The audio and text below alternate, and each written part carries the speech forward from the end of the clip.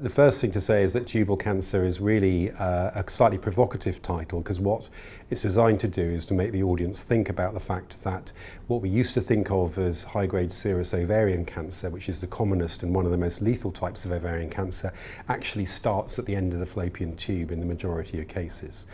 And because it's such a nasty cancer, and there isn't currently a screening program for it to try and detect it early, there's been decades of research gone into trying to find a solution to this massive problem.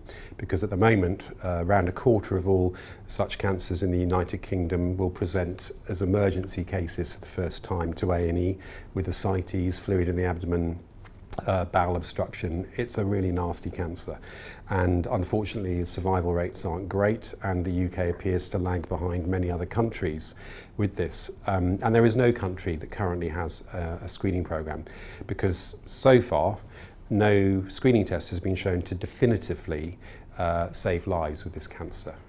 Now, the UK has actually been a world leader in this, and the UKCTOCS trial, which published in The Lancet a couple of years ago, showed a suggestion of a mortality benefit, but this wasn't confirmed on the primary statistical analysis, which was pre-specified.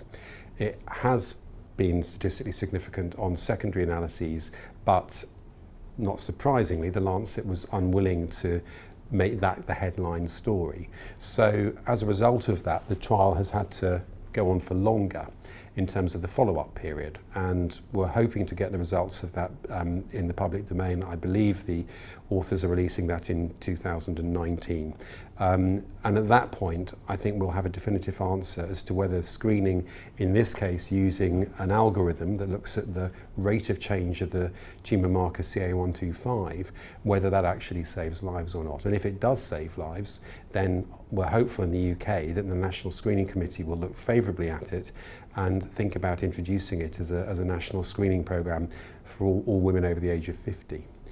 The other area I was talking about was in high-risk women.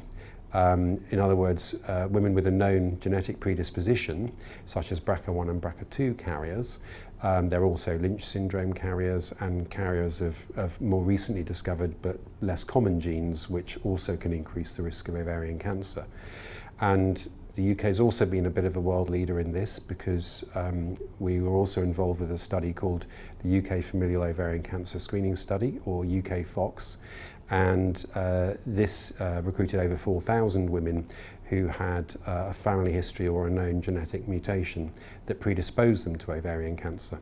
And we screened them using the same algorithm, but more frequently. They were screened 3 times a year rather than once a year, as happened on the UKCTOCS trial. And because it was a high-risk population, we were not able to randomise them to a non-screening arm, because we didn't feel the women themselves would accept that, because they know they're at very high risk. Why would they agree to not being looked at regularly? Whereas, and also the clinicians, we didn't think, we felt didn't. Well, in fact, there was a meeting and clinicians voiced their opinions, and they agreed that it really wasn't going to be feasible to run such a trial. So it was a prospective interventional trial where the women were screened, as I've already discussed, and then if their results were concerning, they would eventually end up with an appointment with a gynecological oncologist to decide whether or not they should have surgery or not. And these were women who really should be having risk-reducing surgery, because they're deemed to be high risk. So they would normally be offered as standard medical care removal of their fallopian tubes and ovaries, usually as a laparoscopic procedure, a keyhole procedure. And these women, the main reasons for not wanting to go ahead with that surgery is usually that they're too young, they haven't yet completed their families, so they don't want to become infertile, and they don't want to have to take hormone replacement therapy for a long time as well, because if they had their surgery at say the age of 40, they'd be looking at taking HRT for a decade or more. So you can understand why these women don't necessarily want to jump straight in and have the risk-reducing surgery. So the long and the short of it is we did manage to downstage the tumours by using this method, and we downstage them so that the majority of them were at stage 3A or below. That means only microscopic disease outside of the pelvis.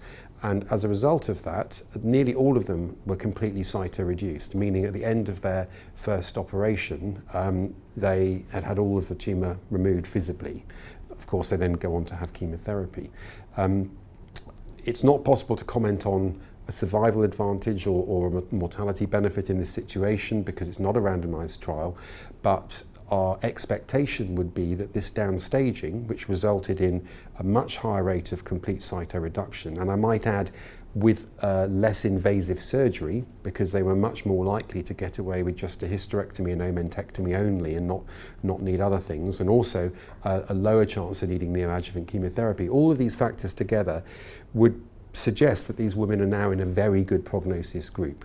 So we can't say that we've cured them. If I'm being honest, we're not expecting to have cured them because most of them did have metastatic disease at the point at which they were detected, but they would now be expected to survive much longer.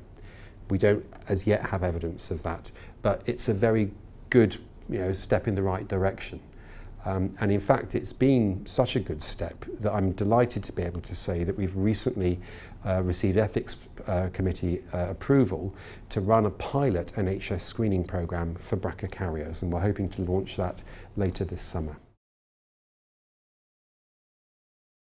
If one had an ultrasound-based programme, which we're not, and I could talk to you about why ultrasound's not the right way to do it, you would of course be looking at the uterus at the same time. And for Lynch syndrome carriers, they're at increased risk of endometrial cancer more than they're at an increased risk of ovarian cancer. Actually, the data on ultrasound for that situation isn't so great. I think looking to the future, and in fact, one of our groups at UCL is looking at this very closely. There is the concept of trying to detect ovarian and other cancers on smear samples, because obviously women are used to having them anyway.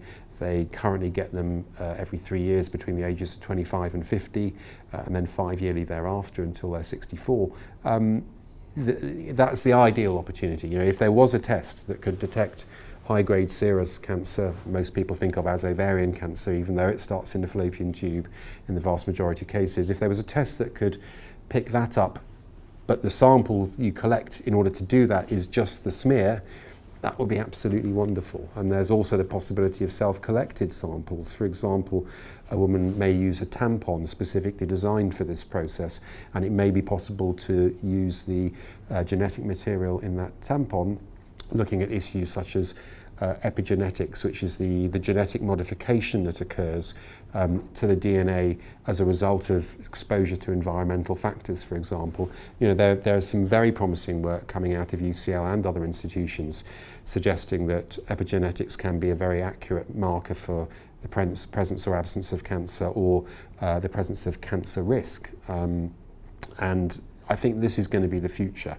I think that what the UKCTOCS and UKCTOCS studies have shown is that you can downstage tumours. In other words, you're picking them up before they cause symptoms, and then you're detecting them when they're at an earlier stage, and that puts them into a better prognosis group. But the difficulty with high-grade serous ovarian cancer or tubal cancer, let's just call it high-grade serous cancer, is that you have to detect it really, really early to be certain of a cure. And at the moment, we haven't got evidence that lives have been saved with this screening, so we have to wait for the results of the UKCTOCS trial before instituting it as a national screening programme for the general population. And as far as the high-risk population are concerned, they really should be having their risk-reducing surgery, but until they're ready to have it, in 2018, the safest thing they can do is be surveyed using this risk of ovarian cancer algorithm, or ROCA as it's called, which looks for changing levels of CA125, because they are less likely to be diagnosed with a very advanced stage ovarian cancer if they're being surveyed using this technique.